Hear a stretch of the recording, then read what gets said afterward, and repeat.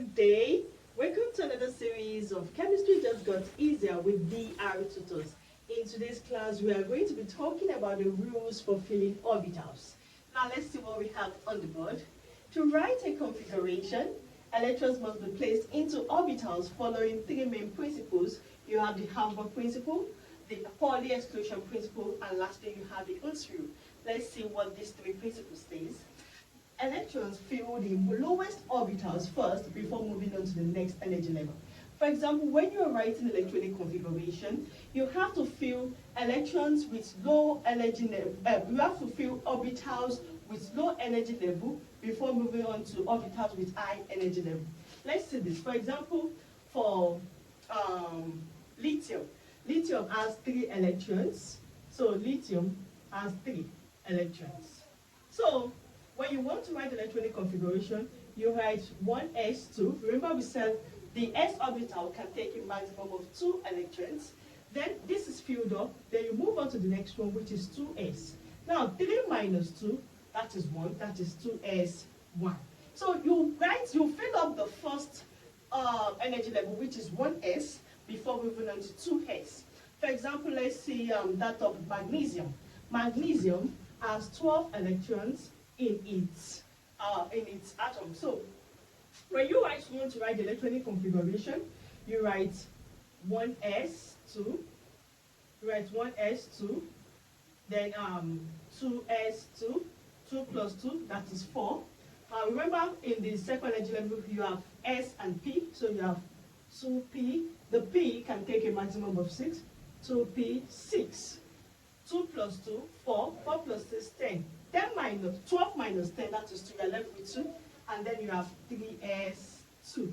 So you can see we fill up 1s before moving on to 2s, 2s before moving on to 2p, 2p before moving on to 3s. This is because 2s is higher in energy compared to 1s, 2p is higher in energy compared to 2s, and 3s is higher in energy compared to 2p. So it's not right for you to say 2s, then 1s, or 2p, then 3s, or 3p. Like you have to arrange them in order of what's increasing energy for the energy levels.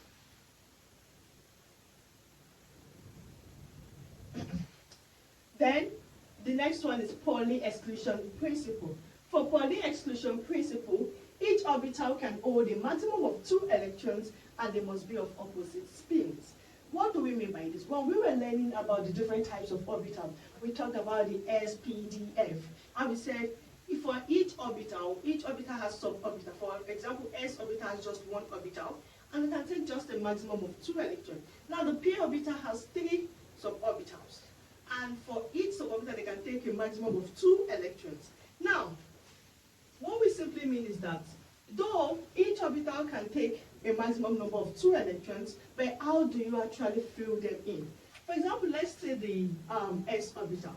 When you want to fill in electron in the s orbital, it can take a maximum number of 2 electrons, but what you simply do is they must have what opposite spin. For example, one spin will go down and the other one spin will go up and the other one will go down. So this is facing up and this is facing down.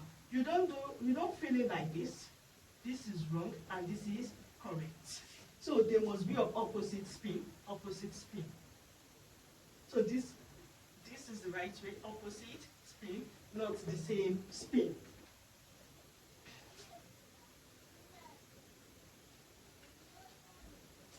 Then the next one, we have the Ohm's rule. Now, the Ohm's rule simply states that for orbitals of the same energy level, like the 2p orbitals, electrons fill them singly first before pairing up to minimize repulsion. What does this mean? At the p orbital, you have 3 orbitals, 3 suborbitals. Now thinking about the 2p, that means in the second energy level, the p orbital, then you have 3 p orbitals. So that is 2px, 2py, 2p. Oh, it's not right somewhere. Let me just make it dry. 2py, 2pz. Z, okay? Now each of them can take a maximum number of 2 electrons. Okay, now when you want to fill them, you fill them singly first, like this, and like this. Now, before pairing them up, then you pair. Can you see? So you don't actually do like this. So this is the correct one. You don't actually do something this way. Let's say you want to fill up, you first do like this. So this is wrong. This is wrong. You do what? You fill them singly first before pairing them up according to the Ohm's rule. So these are the rules for filling orbitals. In the next class, we are going to take example on writing the electronic configuration for different elements, and it's going to be fun. Get ready for the next class. Bye. See you next class.